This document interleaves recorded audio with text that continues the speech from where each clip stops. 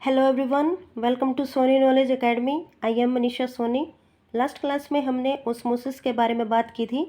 आज इस क्लास में हम सेल वॉल के बारे में बात करेंगे कि सेल वॉल क्या होती है, इसके करैक्टर्स और इसके फीचर्स क्या होते हैं। सो स्टूडेंट्स, स्टार्ट करते हैं आज की class. Plant cells in addition to the plasma membrane have another rigid outer covering called the cell wall. Plant cells में प्लाज्मा मेम्ब्रेन के अलावा भी एक आउटर कवरिंग होती है जो कि रिजिड होती है, और इस आउटर कवरिंग को हम सेल वॉल बोलते हैं। So students, cell wall plants में प्रेजेंट होती है, एनिमल में प्रेजेंट नहीं होती। This cell wall lies outside the plasma membrane. Cell wall plasma membrane के बाहर की तरफ प्रेजेंट होती है। The plant cell wall is mainly composed of cellulose. Cell wall cellulose की बनी होती है। Cellulose is a complex substance and provide structural strength to plant. Cellulose एक कॉम्प्लेक्स सब्सटेंस होता है, ये कार्बोहाइड्रेट से बना होता है और ये प्लांट को स्ट्रक्चरल स्ट्रेंथ प्रोवाइड करता है, उन्हें मजबूती प्रोवाइड करता है। अब स्टूडेंट्स, हम देखते हैं प्लांट सेल का डायग्राम। ये देखिए स्टूडेंट्स, यहाँ पे दो सेल दिखाई गई है। This is the animal cell and this is the plant cell. जैसा कि हमें दिख रहा है कि एनिमल सेल में सिर्फ एक बाउंड्री होती है, इसे हम प्लाज्मा मेम्ब्रेन बोलते हैं। वहीं पे प्लांट सेल में दो बाउंड्री होती है, जिसमें जो अंदर की तरफ बाउंड्री होती है उसे हम प्लाज्मा मेम्ब्रेन बोलते हैं, और जो बाहर की तरफ बाउंड्री होती है उसे हम सेल वॉल बोलते हैं।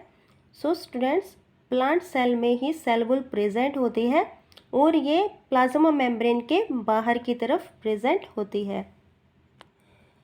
अब स्टूडेंट्स, हम बात करते हैं दो फिनोमिनन के बारे में जो कि हमें प्लांट सेल में देखने को मिलते हैं, और प्लांट सेल में हमें इसलिए देखने को मिलते हैं क्योंकि उनमें सेल वॉल प्रेजेंट होती है। तो सबसे पहले हम बात करते हैं प्लाज्मोलिसिस के बारे में। लास्ट क्लास में हम बात कर चुके हैं कि जब भी हम किसी प्लांट सेल को हाइपरटोनिक सॉल्यूशन में रखते हैं तो उस सेल में एक्सोस्मोसिस हो जाती है, उस सेल का सारा पानी बाहर निकल जाता है और वो सेल श्रिंक हो जाती है, और जो उसका कंटेंट होता है वो सेल वॉल से दूर हो जाता है, और इसी प्रोसेस को, सेल के कंटेंट को सेल वॉल से दूर होने की प्रोसेस को ही हम प्लाज्मोलिसिस बोलते हैं।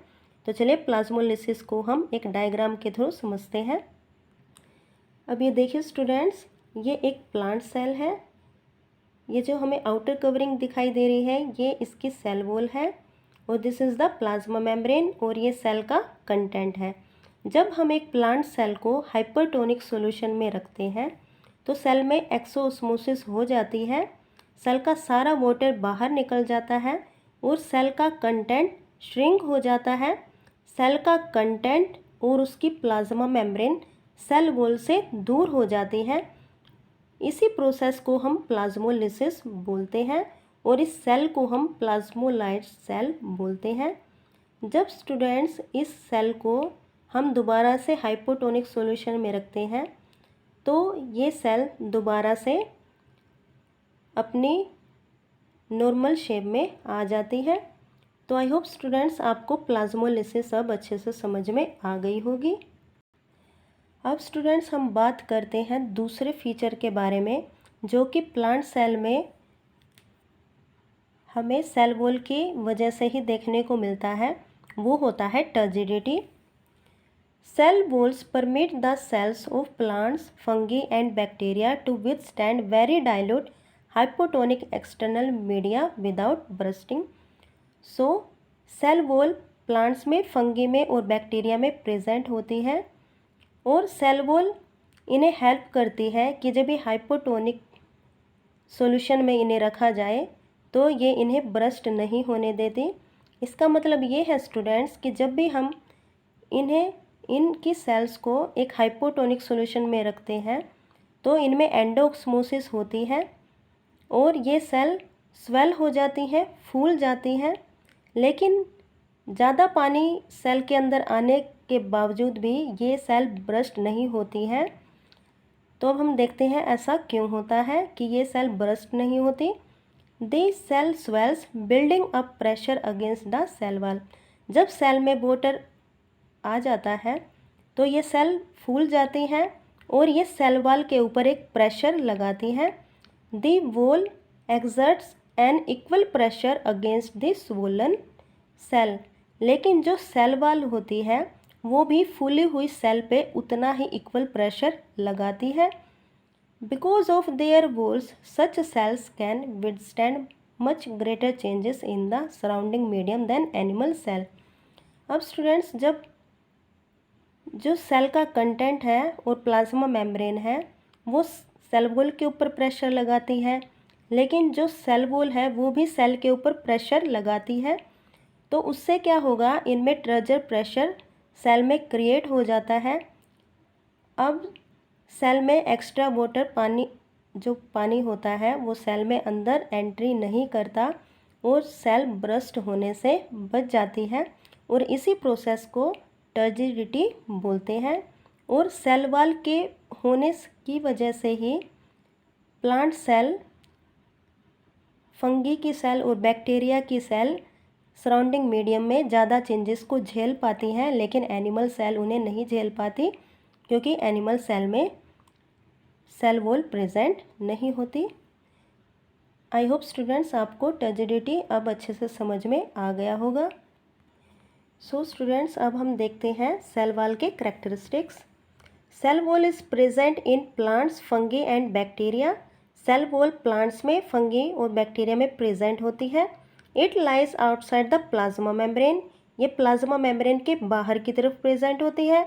It is rigid and provide strength to the plant cell. It maintains the shape of the cell. Cell wall cell की शेप को मेंटेन करती है। Cell wall is non living. Cell wall non living होती है। Cell wall is composed of cellulose, और cellulose plant को structural strength provide करता है। It protects the cell membrane and internal structures from mechanical और physical injury. Cell wall cell membrane को protect करती है और सेल के इंटरनल स्ट्रक्चर्स को भी प्रोटेक्ट करती है फ्रॉम मैकेनिकल और फिजिकल इंजरी से। It provides turgidity to the cell. Turgidity के बारे में हम बात कर चुके हैं। It is freely permeable because it allows the entry and exit of various molecules, for example water, oxygen, excretion substances etc. जो सेल वॉल होती है वो फ्रीली परमिएबल होती है। इसका मतलब ये है कि ये किसी भी सब्सटेंस को फ्रीली मूवमेंट करने देती है, ये किसी को भी रोकती नहीं है। कोई भी सब्सटेंस सेल वॉल में से सेल की तरफ जा सकता है और कोई भी सब्सटेंस सेल में से बाहर की तरफ जा सकता है। आई होप स्टूडेंट्स आपको सेल वॉल का टॉपिक अच्छे से समझ में आ गया होगा। आप इस वीडियो को लाइक करें, शेयर करें। चैनल पे नए हैं तो चैनल को सब्सक्राइब करें, बेल आइकन को भी प्रेस करें ताकि हर नई वीडियो की नोटिफिकेशन आपको मिल जाए।